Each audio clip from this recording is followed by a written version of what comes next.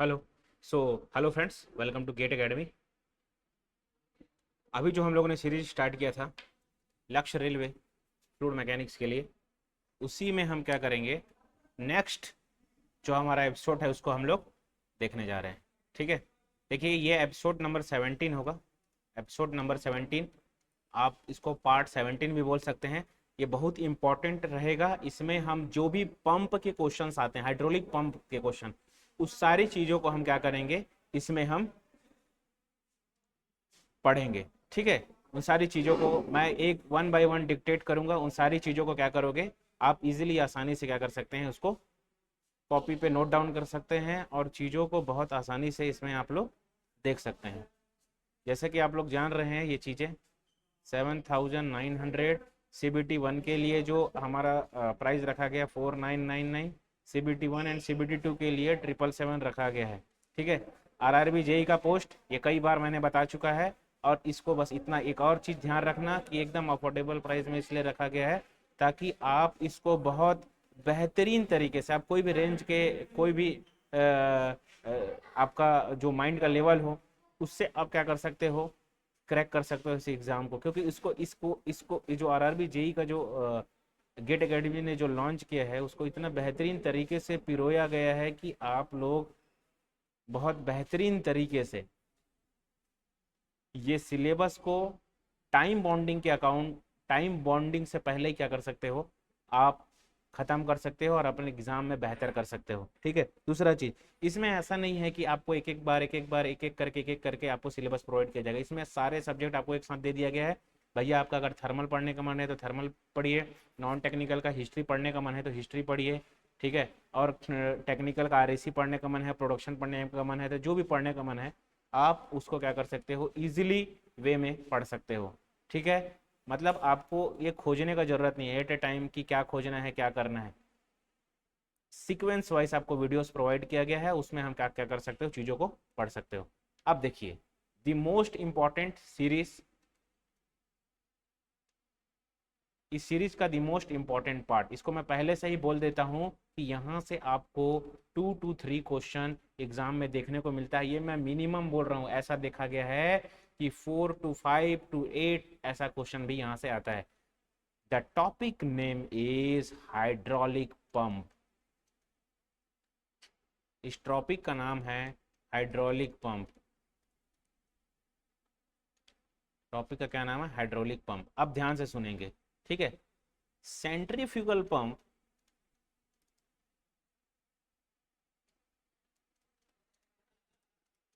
Is, अब यहाँ पे जो चीज़ें लिखना उसको ध्यान रखना। सेंट्रीफ्यूगल पंप, मैं अभी जो स्टार्ट करूंगा वो कहाँ से करूंगा, सेंट्रीफ्यूगल पंप से।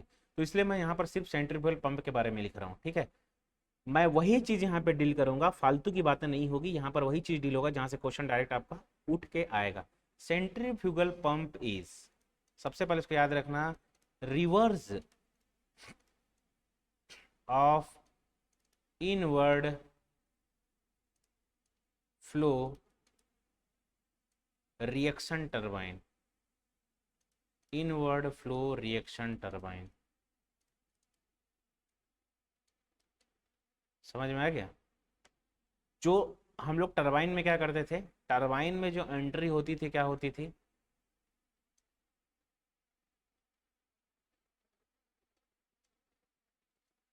टरबाइन में जो एंट्री होती थी क्या होती थी, यहाँ से होगी और ये बीच से क्या हो जाता था, निकल जाता था। लेकिन पंप में जस्ट उल्टा होता है। पंप में क्या करेगा, वाटर यहाँ से एंट्री करेगा और यहाँ रोटेट होके ऐसे निकल लेगा। टरबाइन में क्या होता था, यहाँ से वाटर आएगा और बीच से निकलता था। यहाँ पे क्या हो जाएगा, यहाँ जाएगा और ये यहाँ से ऐसे निकलेगा। ठीक है, अब देखिए, इसको हम लोग क्या बोलते हैं, पंप। और ये क्या होता है हमारा, turbine. This is called pump and this is called turbine. ठीक है, अब देखिए, यहाँ पे एक जो टर्म यूज होता है, दो टाइप के यहाँ पर पंप हम पढ़ेंगे, सेंट्रीफ्यूगल और दूसरा जो हम पढ़ेंगे रेसिप्रोकेटिंग। रेसिप्रोकेटिंग, ठीक है। अब देखिए, सेंट्रीफ्यूगल पंप में सबसे पहला जो चीज हम पढ़ते हैं, प्राइमिंग। ये प्राइमिंग होता क्या चीज है? क्या होता है सेंट्रीफ्यूगल पंप में?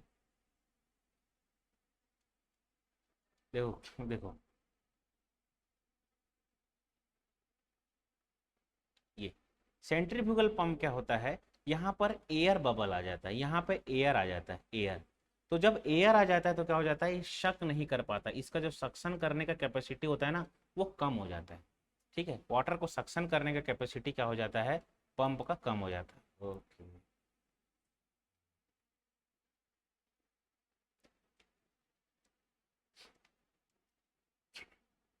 देखिए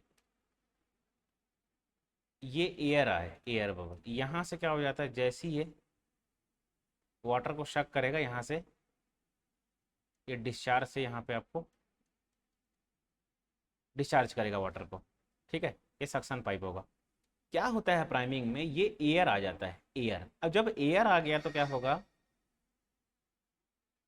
एयर आ जाने से क्या हो जाता है, ये जो सक्शन कैपेसिटी है, इसका जो सक्शन है यहाँ से जो सक्शन करेगा, वो क्या हो जाता है, बहुत कम हो जाता है। सक्शन कैपेसिटी क्या हो जाता है, वो कम हो जाता है, इसीलिए प्रॉपरली क्या हो जाता है, ये सक्शन नहीं कर पाता। तो प्राइमिंग में क्या करते हैं हम, यहाँ पे से वाटर या एक्सटर्नल वाटर क्या करते हैं, प्रोवाइड करते हैं इसका डिस्चार्ज पॉइंट पे। तो जैसे ही हम एक्सटर्नल पाइप प्रोवाइड करते हैं तो यहाँ का जो एयर हो जाता है क्या हो जाता है, यहाँ का एयर जो होता है पास हो जाता है, मतलब इस पूरे ये केसिंग में वाटर फिल हो जाएगा। जैसे ही वाटर फिल हो जाएगा तब हम, अब क्या होता है, ये इजीली यहाँ पर वाटर को इनटेक कर लेता है, वाटर को क्या करेगा, इनटेक कर लेगा। तो अगर मैं प्राइमिंग को यहाँ पर बात करूँ, अगर प्राइमिंग को वर्ड के फॉर्म में लिखूँ तो यहाँ पर आप लिख सकते हो कि ओके, इसको यहाँ पर आप लिख सकते हो, ये क्या हो जाता है, liquid is completely filled in priming, इसको याद रखेंगे, इन priming liquid is in priming liquid is completely filled in priming liquid is completely filled in the chamber, मैं क्या बोला, चैम्बर में फिल करते हैं, in the chamber pump, in the chamber pump, so that in a chamber pump so that air or gas, so that air or gas vapor form, air or gas vapor form the portion of pump, इसको vapour, air और gas और vapour करो इसको, और vapour, और vapour from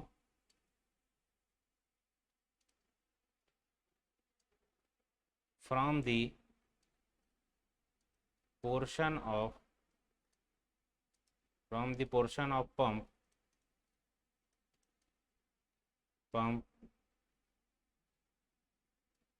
is driven and no air pocket is left, portion of pump is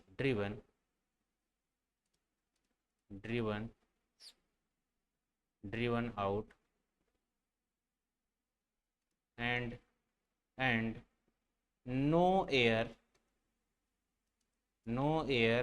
pocket is left, and no air pocket is left, इसको आपको ध्यान रखना है। ये है प्राइमिंग, डायरेक्ट क्वेश्चंस यहाँ से देखने को मिला है हमको, तो इसको आपको क्या करना है, ध्यान रखना है, अति महत्वपूर्ण चीज आपके एग्जाम के पॉइंट ऑफ व्यू से।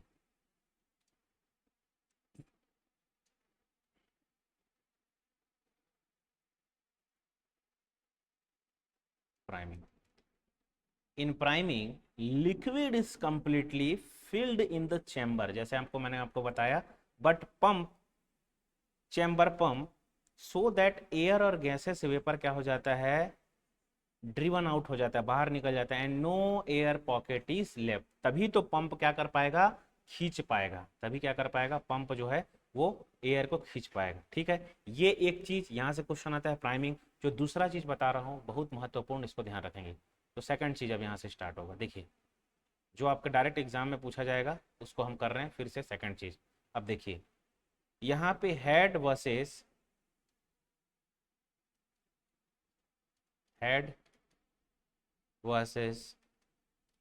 डिस्चार्ज, हेड वर्सेस डिस्चार्ज, इस चीज को हम देखते हैं।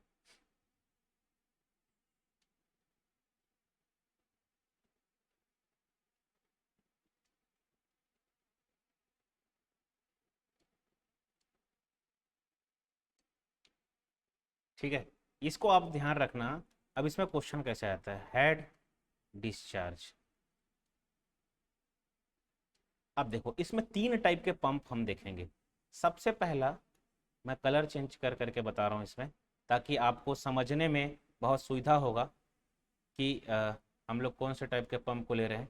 ठीक है, सबसे पहला हम लोग लेते हैं, देखिए सपोज ये रेडियल वेन। अब देखो, हेड वर्सेस डिस्चार्ज जैसे क्या करेगा, हेड बढ़ेगा तो डिस्चार्ज कम होगा, क्या डिस्चार्ज बढ़ेगा तो हेड कम होगा, क्या होगा, इसको हम यहाँ से देखेंगे। देखिए क्या होता है, ये जो केशिन होता है जिसमें ब्लेड लगा रहेगा, ब्लेड एक रेडियल भी हो सकता है, ऐसे समझ में आ गया, ये ऐसे भी हो सकता है। उसके बाद ये इस टाइप का फॉरवर्ड वेन भी हो सकता है, फॉरवर्ड वेन ऐसे। उसके बाद एक बैकवर्ड, ये बैकवर्ड, ये बैकवर्ड वेन भी हो सकता है। तो ये तीन टाइप के चीज़ों को देखेंगे। अगर सीधा लाइन है तो आपको समझना है ये कौन सा वेन है, उस पर रेडियल वेन लगा हुआ है। आपके हाइड्रोलिक पंप पे रेडियल वेन लगा हुआ है। अगर यही यही यही डायग्राम अगर हमारा कुछ ऐसा हो जाता है, देखिए ये ऐसा, ये, तो इसको हम लोग बोलते हैं फॉरवर्ड वेन, फॉरवर्ड वेन। और इस यही डायग्राम अगर कुछ ऐसा हो जाए, इसको हम लोग क्या बोलते हैं, बैकवर्ड वेन। इसको हम लोग क्या बोलते हैं, बैकवर्ड वेन। अब ध्यान से सुन, फॉरवर्ड वेन कहने का मतलब क्या होता है कि जैसे जैसे हेड बढ़ेगा, फॉरवर्ड वेन, अब ध्यान से सुनेगा, फॉरवर्ड वेन क्वेश्चन यही से आएगा। फॉरवर्ड वेन में क्या होता है, हेड बढ़ेगा तो डिस्चार्ज क्यू भी क्या होगा, बढ़ेगा। रेडियल वेन में क्या होगा, हेड अगर कांस्टेंट रहेगा तो डिस्चार्ज क्या होगा, बढ़ेगा। ठीक है, रेडियल में। अब वही बैकवर्ड वेन में क्या होता है, अगर हेड डिक्रीज होगा तो डिस्चार्ज इंक्रीज होगा। तो ये चीज को ध्यान रखना है, यहां से डायरेक्ट एग्जाम में कई बार पूछा है, पहला चीज।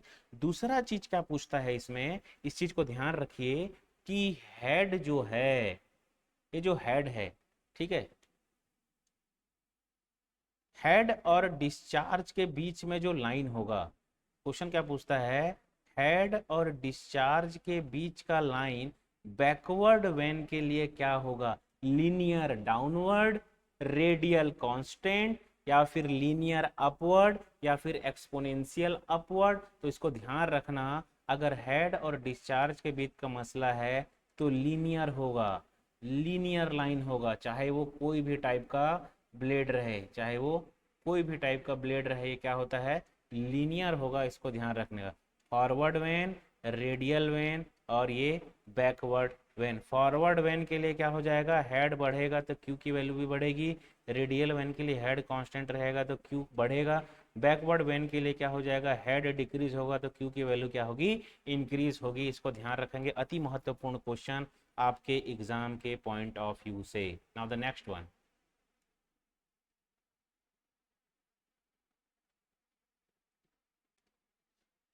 अब सेम चीज हम क्या देखते हैं, पावर वर्सेस डिस्चार्ज,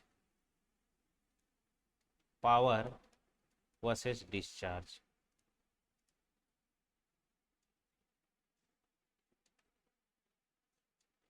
सेम चीज हम लोग क्या देख रहे हैं, पावर वर्सेस डिस्चार्ज। अब देखिए,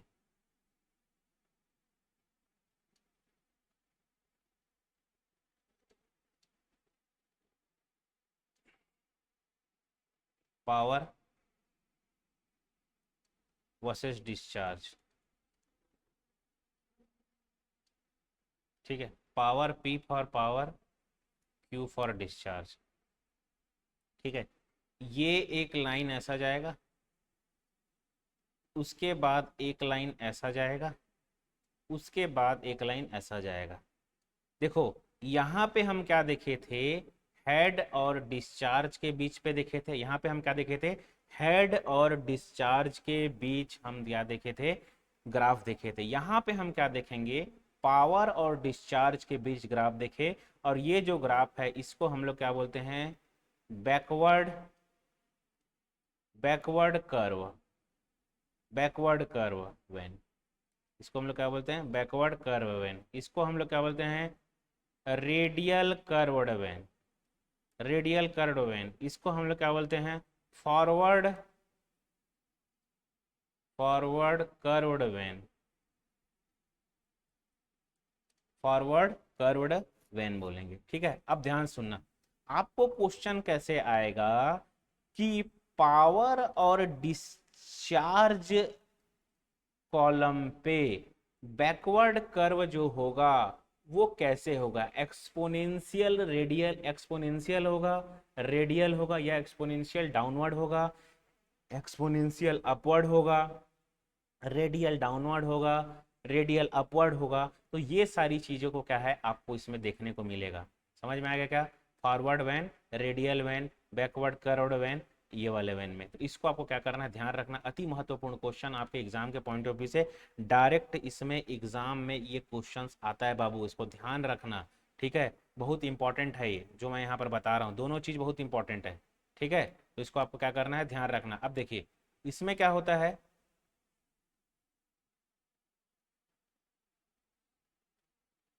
देखिए इसमें जो एंगल होगा वो 90 डिग्री होगा।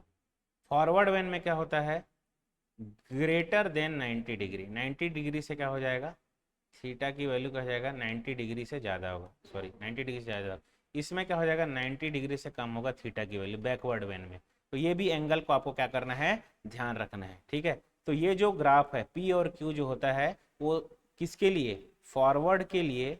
यहाँ पे देखिए, यहाँ पे मैं लिख रहा हूँ, उसको ध्यान सुनना, और इसी को आपको याद रखना है, याद आपको इसी को रखना है। ठीक है, सबसे पहले अगर मैं बात करूँ बैकवर्ड वेन के लिए, बैकवर्ड वेन के लिए एक्सपोनेंशियली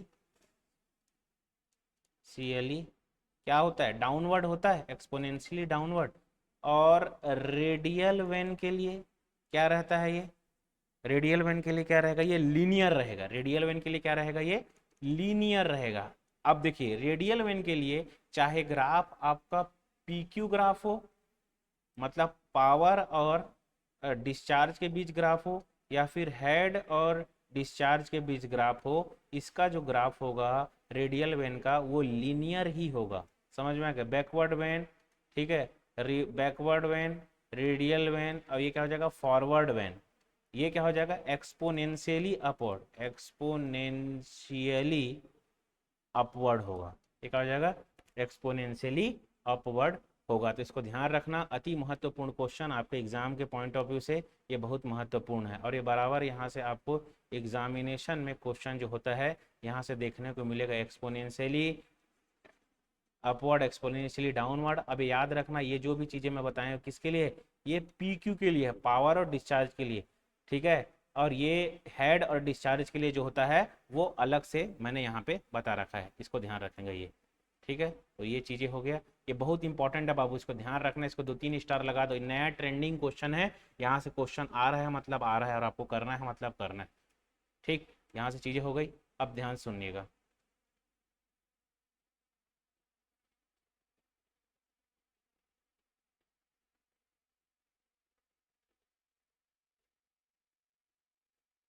देखिए डिफरेंट टाइप ऑफ पंप देखते हैं अभी, डिफरेंट टाइप्स ऑफ पंप। अब डिफरेंट टाइप्स ऑफ पंप में कौन कौन से टाइप्स ऑफ पंप देखेंगे, देखिए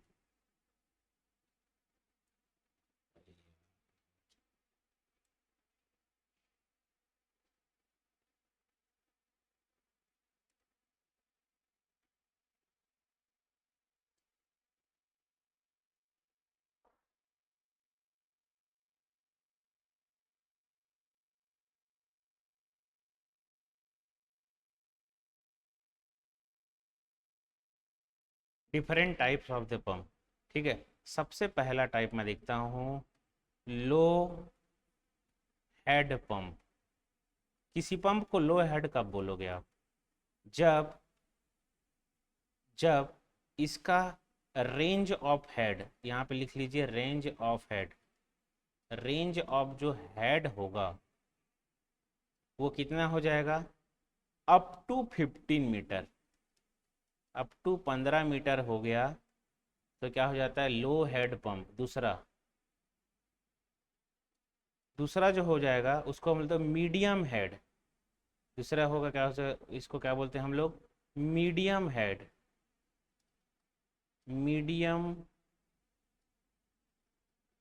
हेड पंप। ये क्या होता है? 15 to 40 मीटर। ये क्या होता है? 15 to 40 मीटर। तीसरा जो होगा यहाँ पे हाई हेड पंप। तीसरा जो होगा क्या हो जाएगा? ये हाई हेड पंप। ये क्या हो जाएगा? अबो अबो अबो 40 मीटर। अबो क्या हो जाएगा? 40 मीटर। तो ये वाला जो रेंज है इसको आपको ध्यान रखना है। आपको क्वेश्चन में आएगा रेंज, एक कोई पंप है जिसका रेंज 40 मीटर है। क्वेश्चन में आपको क्या आएगा कि suppose a pump whose head is 15 metre. तो आपको क्या याद रखना है? इसको क्या बोलते हैं? लो हेड पंप। इसको क्या बोलते हैं? लो हेड पंप। ये रेंज को याद रखिए। 15 to 40 है तो इसको क्या बोलेंगे? Medium head pump. Above the 40 metre है तो इसको हम लोग क्या बोलेंगे? High head pump. इसको हम लोग क्या बोलेंगे? High head pump. तो ये भी एक इंपॉर्टेंट है, फैक्टर है, इसको याद रखेंगे। नाउ द नेक्स्ट चीज हम देखते हैं।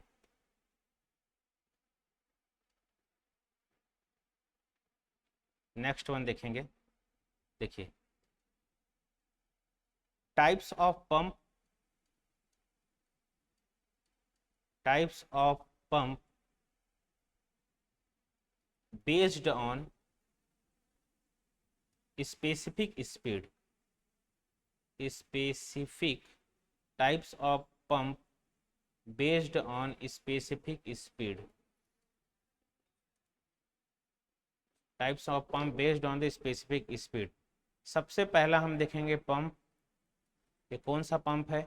उसके बाद हम देखेंगे कि स्पेसिफिक स्पीड का रेंज कितना होता है। स्पेसिफिक स्पीड का इसमें रेंज कितना होता है, पहला। ठीक है, सबसे पहले अगर रेडियल टाइप,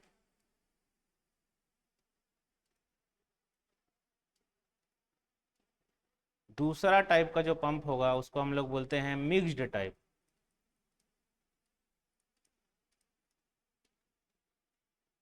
तीसरा टाइप का जो पंप है उसको हम लोग क्या बोलते हैं? Axial type. ठीक है, या फिर इसको आप लोग रेडियल फ्लो पंप भी आएगा, मिक्स्ड फ्लो पंप भी आएगा, और एक्सियल फ्लो टाइप पंप भी बोल सकते हो। ठीक है, अब रेडियल फ्लो में जो यहाँ पे स्पेसिफिक स्पीड का जो रेंज होता है उसको ध्यान रखेंगे। ये जो रेंज होगा आपका, ये होता है स्पेसिफिक स्पीड रेडियल का, ये होगा आपका 10 टू इसका जो रेंज होता है 10 to 80।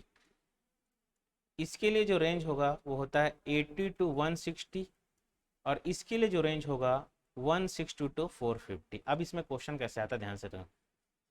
हाई स्पेसिफिक स्पीड वाला पंप कौन सा है? तो याद रखना axial flow pump. Radial flow type वाला पंप है तो कौन सा पंप है? याद रखना आपका, ये रेडियल फ्लो के लिए स्पेसिफिक स्पीड कितना है? 10 to 80। 160 to 450 वाला एक्सियल फ्लो मैक्सिमम। मीडियम के लिए क्या रहता है? ये मिक्स्ड फ्लो टाइप। या फिर ये डेटा देगा आपका न्यूमेरिकल फॉर्म में और पूछेगा कि पंप कौन सा है, या फिर रेडियल पंप के लिए पूछ देगा कि स्पेसिफिक स्पीड कौन सा है। तो ये सब चीज़ें आपको ध्यान रहना चाहिए, याद रहना चाहिए, तभी आप इस क्वेश्चन को लगा पाएंगे, नहीं तो बहुत गड़बड़ हो जाएगा। रेडियल फ्लो के लिए आपको रेंज याद रखना है 10 to 80। मिक्स्ड फ्लो के लिए आपको रेंज याद रखना है 80 to 160। एक्सियल फ्लो टाइप के लिए आपको याद रखना है 160 to 450। 160 to 450। ठीक है, तो यहाँ पे चीज़ें थी, पंप का, तो आप देख लीजिए, आपको कुछ भी इशू है, कुछ भी डाउट है, ठीक है, तो आप कमेंट बॉक्स पे कमेंट कर सकते हैं, मैं आपको इजीली उसका आंसर दूंगा। ठीक है, अब देखिए, इसमें इसमें जो डिफरेंट इफिशिएंसी ऑफ पंप होगा,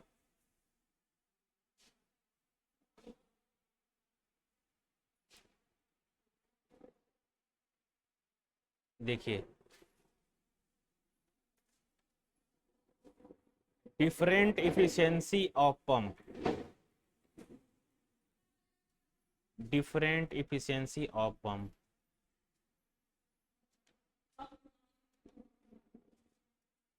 डिफरेंट इफिशिएंसी ऑफ पंप। देखो, इसमें हम क्या देख रहे हैं, मैनोमेट्रिक इफिशिएंसी, इसमें हम क्या देख रहे हैं, मैनोमेट्रिक इफिशिएंसी, है ना, मैनोमेट्रिक इफिशिएंसी। मैनोमेट्रिक इफिशिएंसी को हम किससे डिनोट कर सकते हैं, इसका देख लीजिए, मैनोमेट्रिक हेड GHM, और ये क्या हो जाएगा, VW2U2, ठीक है, VW2U2, डायरेक्ट इसको याद रखिएगा, ठीक। उसके बाद इफिशिएंसी वॉल्यूमेट्रिक, वॉल्यूमेट्रिक इफिशिएंसी इसको, तो ये क्या हो जाता है आपका volumetric efficiency, Q divided by क्या हो जाएगा, Q बाई डेल Q, ठीक है, ये हो जाएगा। उसके बाद मैकेनिकल इफिशिएंसी, तीसरा आपको याद रखना है मैकेनिकल इफिशिएंसी, तीसरा आपको याद रखना है क्या, मैकेनिकल इफिशिएंसी। तो ये जो मैकेनिकल इफिशिएंसी होगा वो impulse power, impeller power, impeller power divided by shaft power, impeller power divided by क्या हो जाएगा यहाँ पे, शाफ्ट पावर, ठीक है, तो इसको आपको याद रखना है। उसके बाद हम नेक्स्ट देखते हैं overall efficiency, overall efficiency, overall efficiency कितना हो जाएगा, मैकेनिकल इफिशिएंसी, ठीक है, ओवरऑल इफिशिएंसी, वॉल्यूमेट्रिक इफिशिएंसी, और एक हो जाएगा हाइड्रोलिक इफिशिएंसी। यहाँ पे इन सारी चीज़ों को हम लोग देखेंगे। उसके बाद जो नेक्स्ट चीज़ है यहाँ पे इफिशिएंसी, तो जो इफिशिएंसी है ये मैनोमेट्रिक इफिशिएंसी, ये जो हेड आपको दिख रहा है, ये कौन सा हेड दिख रहा है, मैनोमेट्रिक हेड, ये कौन सा हेड है, मैनोमेट्रिक हेड, ठीक है, और ये जो है क्या है, इम्पेलर पावर, ठीक है। उसके बाद हम इसमें क्या देखेंगे, जो डिफरेंट पैरामीटर्स ऑफ पंप है, ठीक है, तो जो डिफरेंट पैरामीटर्स ऑफ पंप है उसको देखने से पहले हम क्या देखेंगे, कुछ MCQ क्वेश्चंस देखेंगे, ठीक है, कुछ MCQ क्वेश्चंस देखेंगे। देखिए नेक्स्ट में देखेंगे MCQ क्वेश्चंस, ठीक।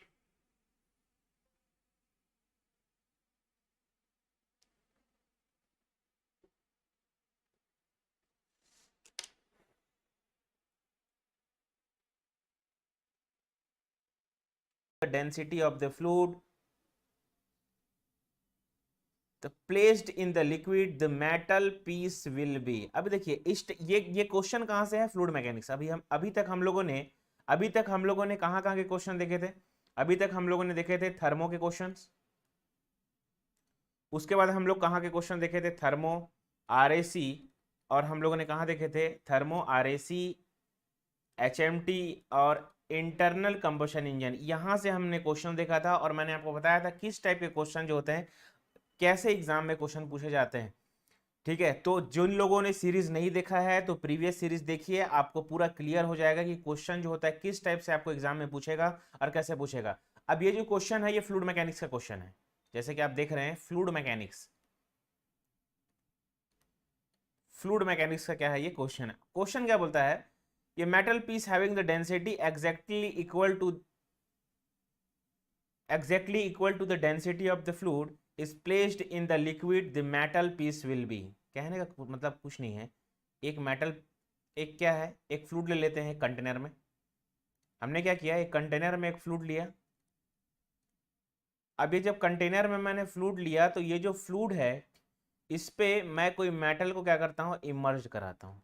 Suppose this is a our metal, ठीक है। अब क्या होगा, ये जो फ्लूइड है,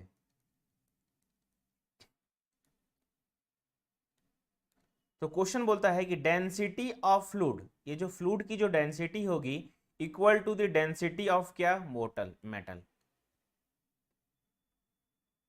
ठीक है। तो क्या होगा, क्या डूब जाएगा, फ्लोट होगा, होली पूरी तरह से डूब जाएगा, पूरी तरह से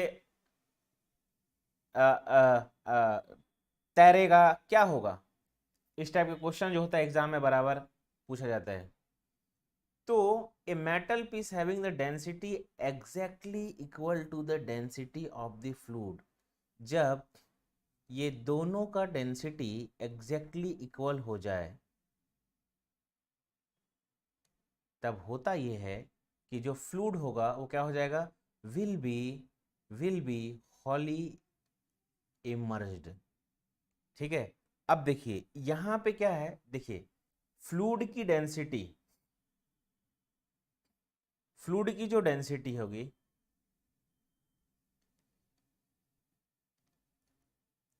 अगर ये ग्रेटर हो जाए, इसमें दो तीन केस होते हैं, मेटल की डेंसिटी से, या फिर फ्लूइड की जो डेंसिटी है वो कम हो जाए मेटल की डेंसिटी से।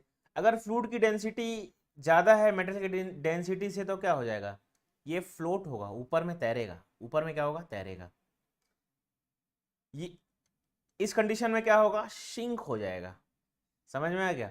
और ये जो फ्लूइड की डेंसिटी है इक्वल टू अगर मेटल की डेंसिटी हो जाए, तो क्या हो जाएगा, ये हॉली इमर्ज्ड हो जाएगा बॉडी। समझ में आ गया, तो इसको ध्यान रखूंगे। यहाँ इस कंडीशन में क्या हो जाएगा, ये क्या हो जाएगा, ये फ्लोट करेगा। ये फ्लूइड की डेंसिटी अगर कम है, मेटल की डेंसिटी अगर ज़्यादा है, फ्लूइड की डेंसिटी अगर ज़्यादा है, मेटल की डेंसिटी अगर पहला केस, अगर मैं पहला केस लेता हूँ सपोज, इसमें क्या हो जाएगा आपका, ये फ्लोट करेगा बाबू, फ्लोट। ये क्या करेगा, शिंक हो जाएगा इसमें। और इसमें क्या होता है, ये इमर्ज्ड हो जाएगा बॉडी में। इसको इतने सारी चीज़ों को बस आपको क्या करना है, इसमें ध्यान रखना है। Now the next question. अब देखिए यहाँ पे कुछ चीज़ें मैंने बताना है जो फ्लूइड मैकेनिक्स के बेसिक्स होते हैं। फ्लूइड मैकेनिक्स के जो बेसिक्स होते हैं, ये आपको आरआरबी जेई के लिए देखना है। अब ये कौन से बेसिक्स, कौन कौन से बेसिक्स हैं, ये क्या बेसिक क्या है, इसको देखिए।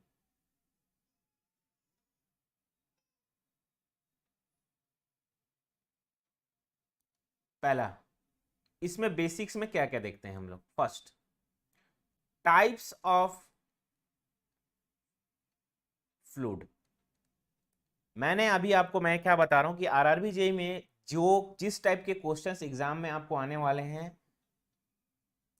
फ्लूइड मैकेनिक्स में क्वेश्चन कहां से उठ के आएगा, बस इसको देखिए। Types of fluid.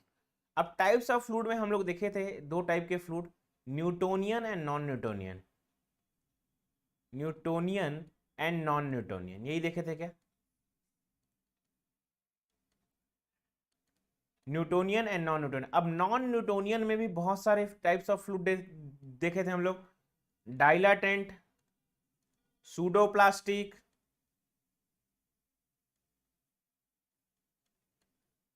उसके बाद हम क्या देखे थे, Bingham plastic, Bingham plastic, rheopectic, और हम क्या देखे थे, थिक्सोट्रॉपिक। समझ में आ गया। तो इन सभी फ्लूइड के लिए जो हमारी एन की वैल्यू होती थी, जैसे अगर मैं डाइलेटेंट फ्लूइड की बात करूं तो इसमें एन की वैल्यू ज्यादा होती है, इसमें क्या होता है, एन की वैल्यू लेस देन 1 होता है, ठीक है। तो जब ये डायग्राम आप बनाते थे तो कुछ इस टाइप का बनता था क्या, स्ट्रेस, और ये क्या होता है, वेलोसिटी ग्रेडियंट। शियर स्ट्रेस, ये क्या होता था, वेलोसिटी ग्रेडियंट,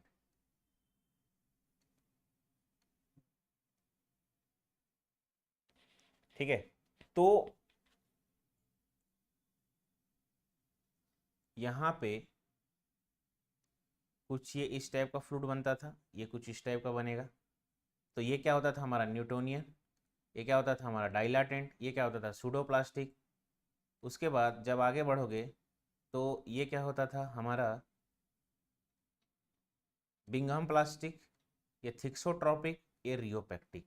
ठीक है, तो यहाँ पे आपको इस टॉपिक से क्वेश्चन करना है कि इसमें जो एन की वैल्यू हम लोग देख रहे हैं, ठीक है, ये एन की वैल्यू से डायरेक्ट क्वेश्चन पूछेगा। उसके बाद इन्हीं सब फ्लूइड में शेयर थिनिंग फ्लूइड कौन सा होता है, शेयर थिनिंग फ्लूइड। एक क्या होता है शेयर थिनिंग, मतलब टाइम के साथ क्या हो जाएगा उसका जो विस्कोसिटी क्या हो जाएगा, कम होते जाता है, उसी को क्या बोलते हैं शेयर थिनिंग फ्लूइड। उसके बाद क्या होता है share thickening fluid. Share thickening मतलब टाइम के साथ क्या हो जाएगा, उसका जो टाइम के साथ विस्कोसिटी क्या हो जाएगी, थिक होती चली जाएगी। टाइम के साथ विस्कोसिटी से क्या होती जाएगी, थिक होती चली जाएगी। तो इस टाइप के फ्लूइड को वो कौन कौन से इसके एग्जांपल है, तो इसमें देखिए जो शेयर हमारा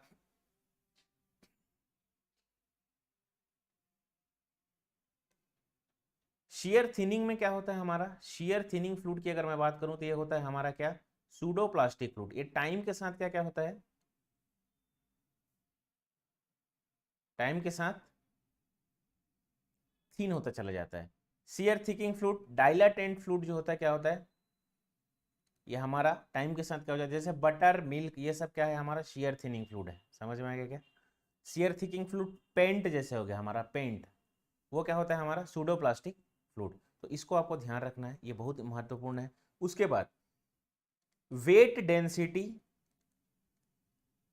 mass density, mass density, weight density, mass density. Now another thing, इसमें विस्कोसिटी, ये सब रिलेशन पढ़ना है किसमें, डायनामिक विस्कोसिटी। उसके बाद काइनेमेटिक विस्कोसिटी, डायनामिक विस्कोसिटी और काइनेमेटिक विस्कोसिटी में क्या पढ़ना है हमको,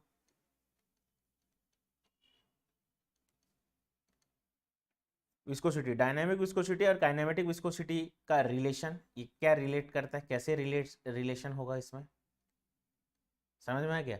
वाटर का डेंसिटी, वाटर की विस्कोसिटी, एयर की विस्कोसिटी टेम्परेचर पर डिपेंड करते हैं कि नहीं, मतलब ये जो विस्कोसिटी है किस चीज़ के ऊपर डिपेंड करती है, ये किसका फंक्शन है, टेम्परेचर का है, प्रेशर का है, वॉल्यूम का है, ये सब सारी चीज़ें क्या करेंगे, ये सब सारी चीज़ें वो चीज़ें हैं जहाँ से आपको क्वेश्चन जो होता है डायरेक्ट एग्जाम में देखने को मिलेंगे। ठीक है, जब आगे बढ़ते जाएंगे तो इसमें मैं और बेसिक्स टॉपिक से क्वेश्चन बताऊंगा। बस यहाँ से जो चीज़ें बताएं उसको आप लोग को ध्यान रखिएगा। यहाँ पे मैंने जो आपको चीज़ें बताया वो ये था कि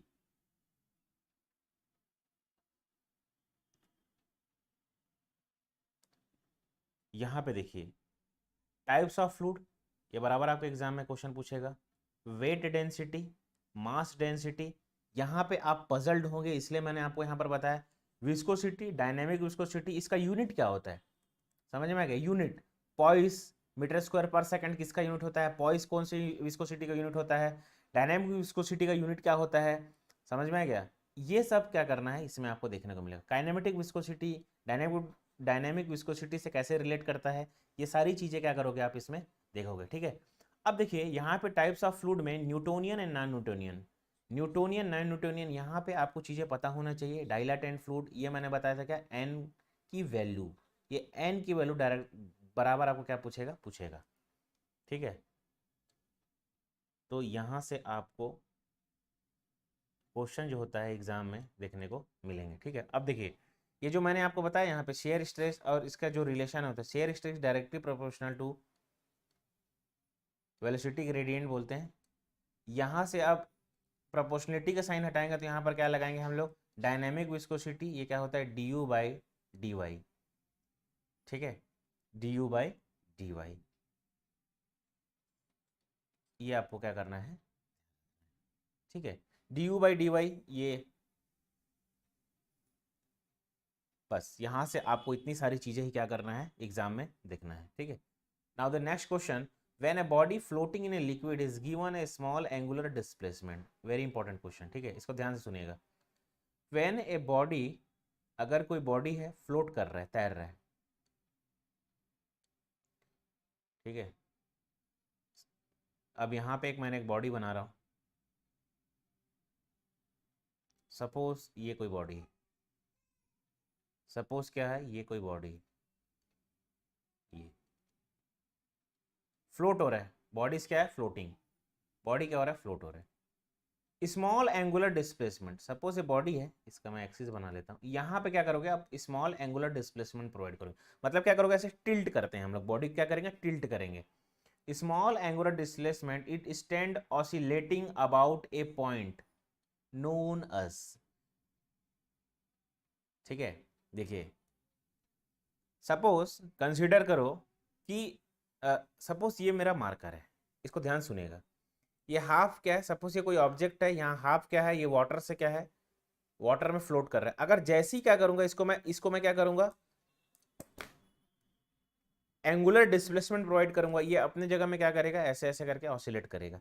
तो ये कोई इमेजिनरी पॉइंट के अराउंड क्या करेगा, ये ऑसिलेट करेगा, कोई इमेजिनरी पॉइंट के अबाउट क्या करेगा, ये ऑसिलेट करेगा, ये ऐसे ऐसे ऐसे ऐसे कोई भी इमेजिनरी पॉइंट के अबाउट क्या करेगा, ये ऑसिलेट करेगा। इस इमेजिनरी पॉइंट को, सपोज इसको यहां पर मैं फिर से बना रहा हूं, इसको ध्यान से सुनो, ये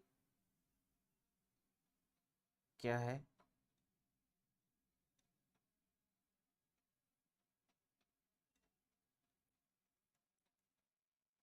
यहां पे सपोज ये बॉडी है एक, ये देखो बॉडी, ठीक है। जैसे ही हम क्या करेंगे, एंगुलर डिस्प्लेसमेंट देंगे, तो ये क्या करेगा, कोई इमेजिनरी पॉइंट के अबाउट क्या करेगा, ये कोई भी इमेजिनरी पॉइंट के अबाउट क्या करेगा, ऑसिलेट करता है। इस पॉइंट को हम लोग क्या बोलते हैं, मेटा सेंटर, इस पॉइंट को हम लोग क्या बोलते हैं, मेटा सेंटर। और distance between centre of gravity of किसका, body, centre of gravity of body और यहाँ मेटा सेंटर को हम लोग क्या बोलते हैं, मेटा सेंट्रिक हाइट। ये जो हाइट होता है ना, आप पढ़ते हो, इसी क्या बोलते हैं, मेटा सेंट्रिक हाइट, ठीक है। बॉडी के सेंटर ऑफ ग्रेविटी से मेटा सेंटर की जो हाइट होती है, उसी को हम लोग क्या बोलते हैं, मेटा सेंट्रिक हाइट, ठीक है। तो यहाँ पर क्या होता है, ये हो जाएगा क्या, D for Delhi will be the correct answer. Centre of pressure तो होगा नहीं, सेंटर ऑफ ग्रेविटी भी नहीं होगा, सेंटर ऑफ बॉयंसी भी नहीं होगा। When a body in a liquid is given A small angular displacement, it stand oscillating about a point, जिस पॉइंट के अबाउट ऑसिलेट हो रहा है उसी को हम लोग क्या बोलते हैं, मेटा सेंटर बोलते हैं, उसको हम लोग क्या बोलते हैं, मेटा सेंटर। उसको आपको क्या करना है, ध्यान रखना है। अब देखिए यहां पे तीन चीजें होगी। पहला, मेटासेंट्रिक मेटासेंट्रिक हाइट की वैल्यू अगर 0 से कम हो गया। दूसरा, मेटासेंट्रिक हाइट 0 से ज्यादा हो गया। तीसरा केस क्या होगा, मेटासेंट्रिक हाइट इक्वल टू 0 हो गया। तीन केस मैंने लिया। पहला क्या लिया, मेटासेंट्रिक हाइट जब 0 से कम है, समझ जाना क्या, बॉडी क्या है आपका, अनस्टेबल।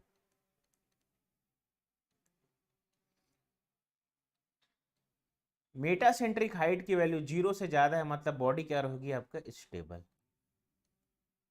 और ये क्या होगा आपका, न्यूट्रल।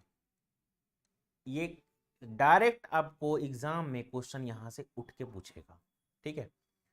इसका फिजिकल मीनिंग क्या है, अनस्टेबल स्टेबल का फिजिकल मीनिंग देखिए। सपोज ये क्या है आपका, एक बॉडी है, ये फ्लूइड है। अब फ्लूइड में क्या करता हूं मैं, एक बॉडी इमर्ज कराते हैं,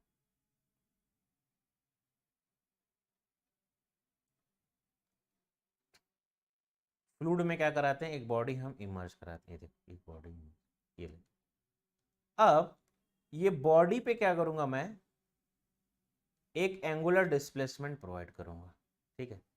जैसे ही मैं एंगुलर डिस्प्लेसमेंट प्रोवाइड करूंगा तो बॉडी क्या ऐसा होने की कोशिश करेगा, ये ऐसा, ठीक है। तो इस बॉडी में 3 कंडीशन होंगे, ठीक है। इस बॉडी में क्या होगा, 3 कंडीशन होगा। सपोज ये सेंटर ऑफ ग्रेविटी बॉडी का ये है, तो इस बॉडी में क्या होगा, 3 कंडीशन होगा। देखिए, या तो metacentric height,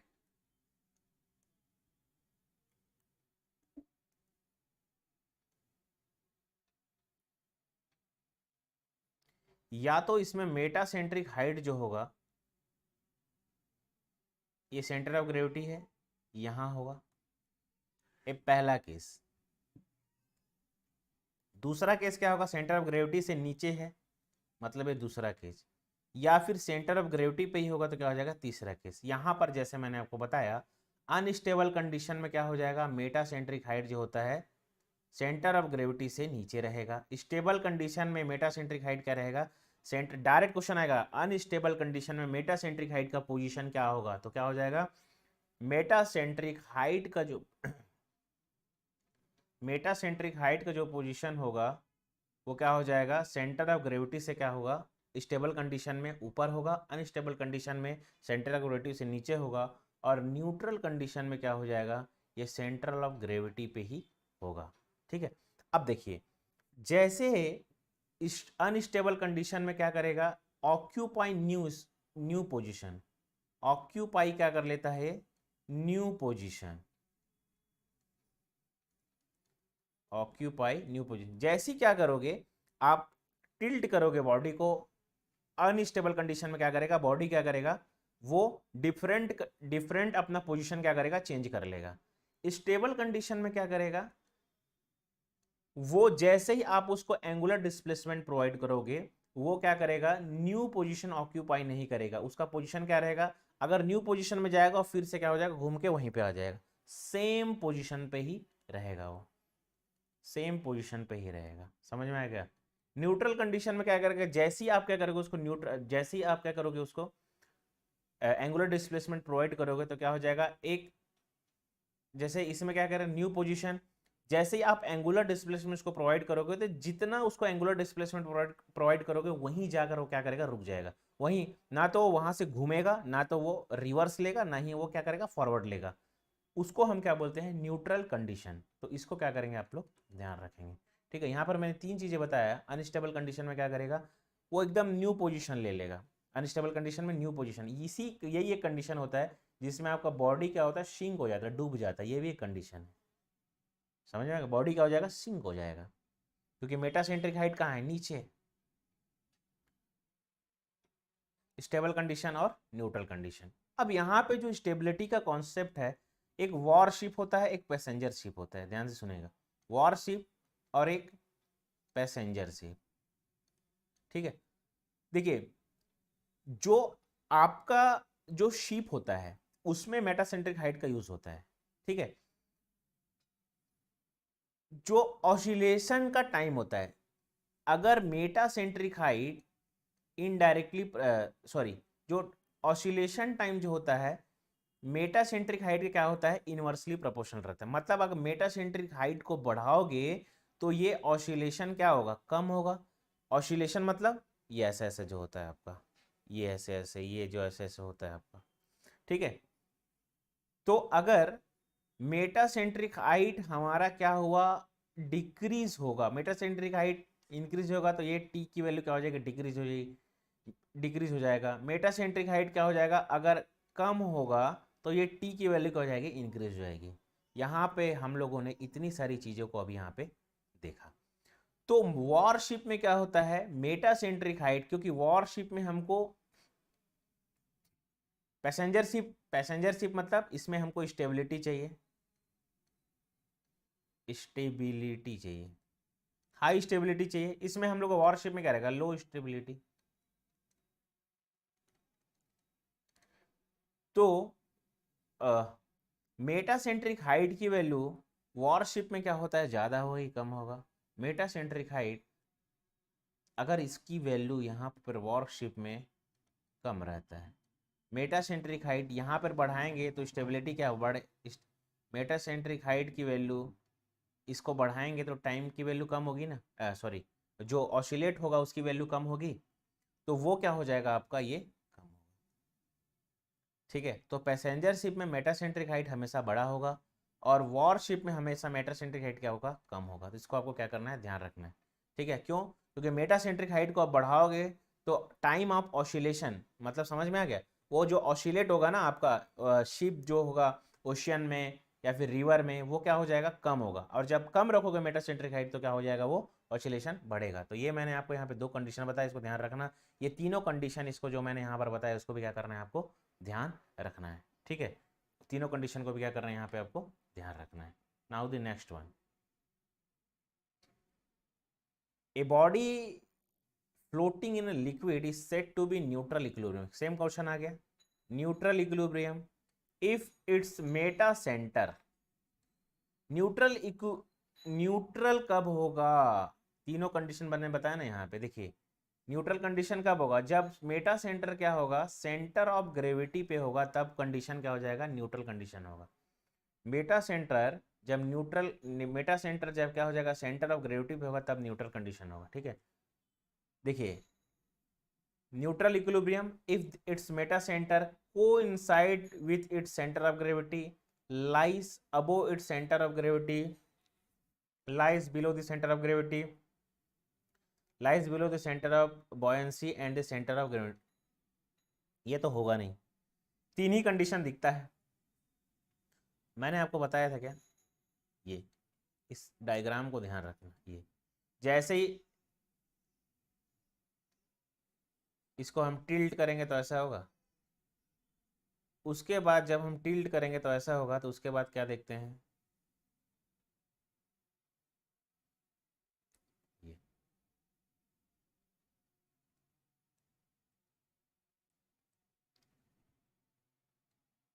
centre of gravity, metacentric height, ये तो यहाँ होगा, एक तो यहाँ होगा, एक तो यहाँ होगा। तो जीएम की वैल्यू मैंने आपको बताया था, अगर 0 से बड़ा है मतलब क्या, स्टेबल कंडीशन, या इसी को इक्विलिब्रियम बोलते हैं, स्टेबल इक्विलिब्रियम कंडीशन। अगर मेटासेंट्रिक हाइट लेस देन 0 मतलब अनस्टेबल, अनस्टेबल इक्विलिब्रियम, और जीएम की वैल्यू इक्वल टू 0 है, तो ये क्या हो जाएगा आपका, न्यूट्रल, न्यूट्रल इक्विलिब्रियम। मतलब मेटासेंट्रिक हाइट की वैल्यू आपका सेंटर ऑफ ग्रेविटी पे ही लाइज करेगा, वो कंडीशन में क्या होगा, न्यूट्रल इक्विलिब्रियम होगा। यहाँ से क्वेश्चन आपको एग्जाम में बराबर देखने को मिलेंगे, तरह तरह के क्वेश्चन जो होते हैं यहाँ से आए हुए हैं, तो इस क्वेश्चन को यहाँ से गलत नहीं होना चाहिए। Lies above it's centre of gravity, ये नहीं होगा। ये तो lies above the centre of gravity मतलब क्या हो जाएगा, ये आपका स्टेबल कंडीशन को बताता है।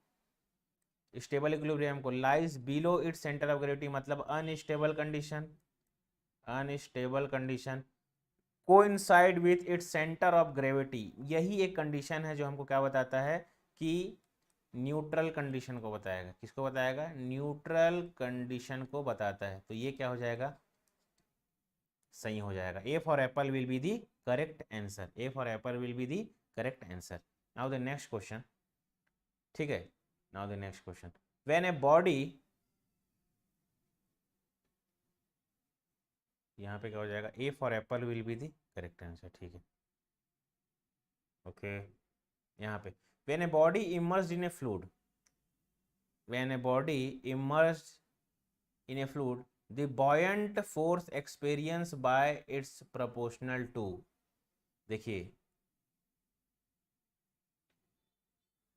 सबसे पहले बॉयंसी फोर्स क्या होता है, ये फ्लूइड है, फ्लूइड पे क्या रखा गया है,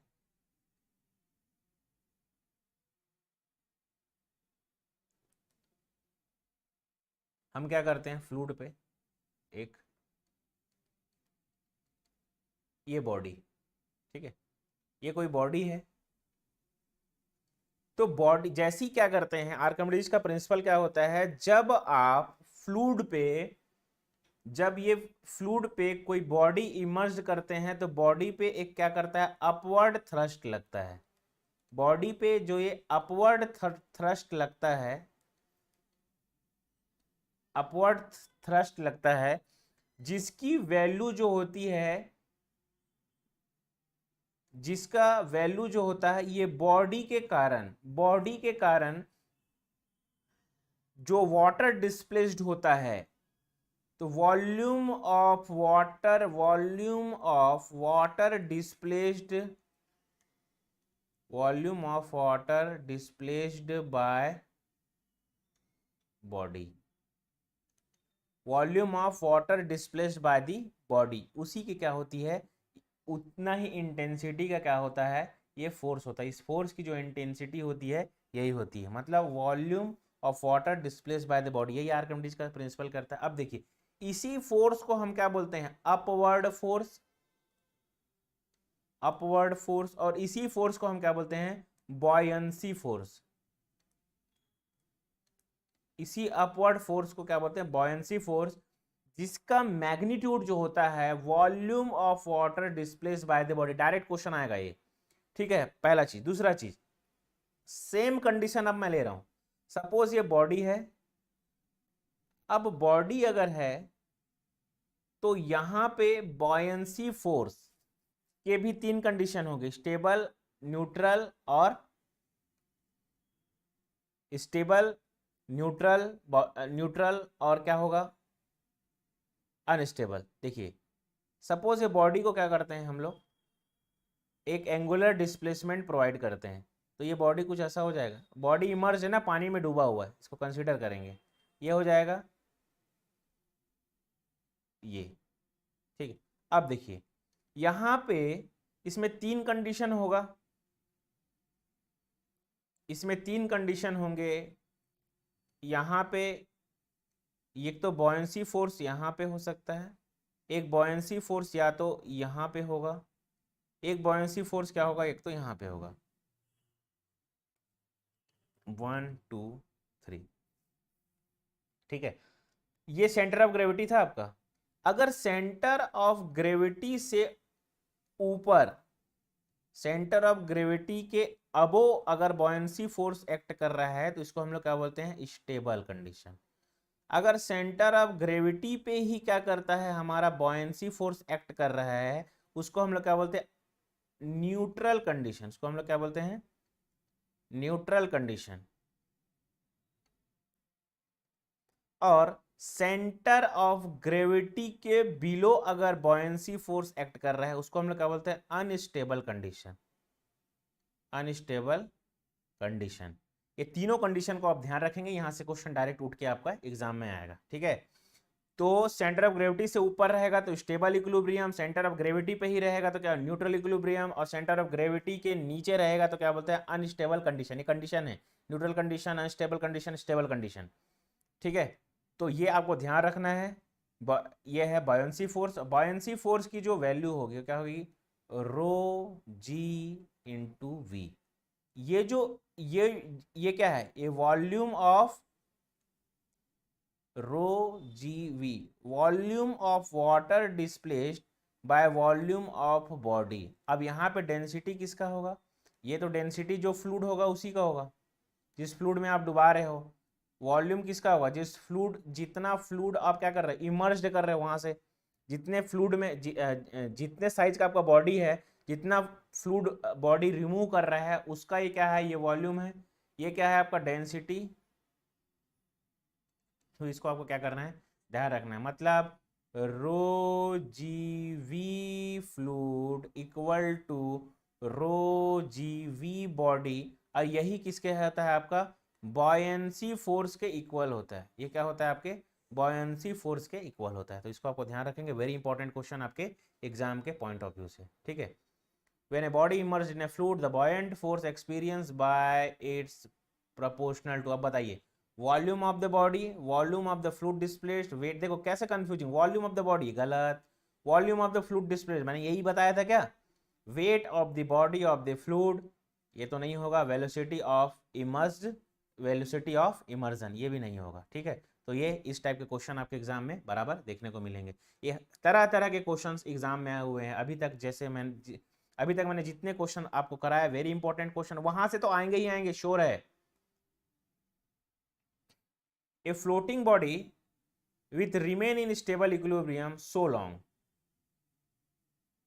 A floating body will remain in stable equilibrium so long as, पहला ऑप्शन ये मेटा सेंटर, मैंने अभी तक आपको मेटा सेंटर पहला, दूसरा एक तो हो गया हमारा मेटा सेंटर, दूसरा क्या हो गया बॉयंसी। यहां से मैंने आपको क्या किया कॉन्सेप्ट बताया। तो देखो रिमेन इन स्टेबल इक्विलिब्रियम कब होगा, the Meta centre M lies below the centre of gravity. ये होगा क्या below the centre of gravity, नहीं, below the centre of gravity अगर मेटा सेंटर रहेगा तो ये जीरो रहता है, और ये क्या रहता है, ये अनस्टेबल का सूचांक है, unstable equilibrium. M lies above the centre of gravity, M lies above the centre of gravity,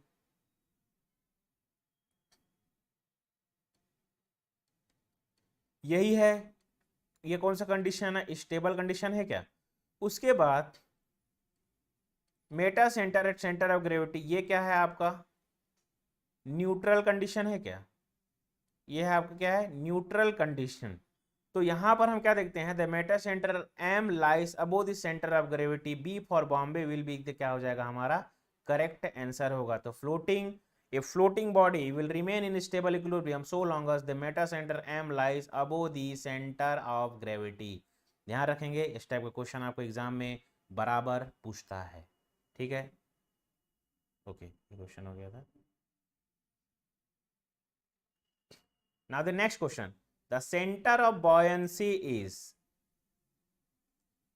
centre of buoyancy क्या हो जाएगा, centroid of displaced volume of the fluid, a point slightly above the meta center, center of gravity of the fluid, all of the above। center of buoyancy कहने का मतलब क्या होता है, सबसे पहले buoyancy force क्या होता है, buoyancy force ये क्या हो जाएगा, a volume displaced by, volume displaced by body, volume displaced of water by body. और ये जो वॉल्यूम डिस्प्लेस्ड, जितना वाटर की वॉल्यूम डिस्प्लेस करेगा उसी का जो आपका सेंट्रॉइडल होगा वहीं पे क्या होता है आपका बॉयंसी फोर्स एक्ट करता है। तो centre of buoyancy is a centroid of displaced volume of the fluid. A for apple will be the correct answer, इसको ध्यान रखेंगे। ये नहीं होगा, ये भी नहीं होगा, और ये भी क्या हो जाएगा नहीं होगा, ठीक है। तो इसको क्या करेंगे आप लोग ध्यान रखेंगे। Okay 1 minute.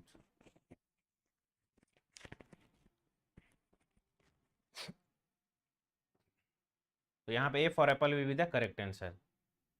सो आज के क्लास के लिए इतना ही करते हैं। नेक्स्ट क्लास में हम फ्लूइड मैकेनिक्स के कुछ और क्वेश्चन, कुछ और सेक्शन से देखेंगे जो आपके एग्जाम के लिए अति महत्वपूर्ण है। यहाँ पर मैंने आपको जो चीज़ें बताई इसको ध्यान रखना। यहाँ पर फ्लूइड प्रॉपर्टीज से क्वेश्चन आना है, मतलब आना है यहाँ से। मेटासेंट्रिक हाइट ये कॉन्सेप्ट, देन बॉयंसी से क्वेश्चन, ये वो सब टॉपिक है जहां से क्वेश्चन आपको एग्जाम में बराबर पूछेगा ही पूछेगा। जो फ्लूइड के प्रॉपर्टीज के नॉर्मल जो चीजें होती हैं, viscosity, dynamic viscosity, kinematic viscosity, specific weight, specific mass, वहां से क्वेश्चन आता है, पजल्ड करेगा। तो इजी चीजों को भी देख कर जाना है, वहां पे कंफ्यूज ना हो जाइएगा कि जो आपका यूनिट से क्वेश्चन पूछेगा वहां पे, ठीक है। तो आज के क्लास में इतना ही करते हैं। Wish you all the very best, thank you very much.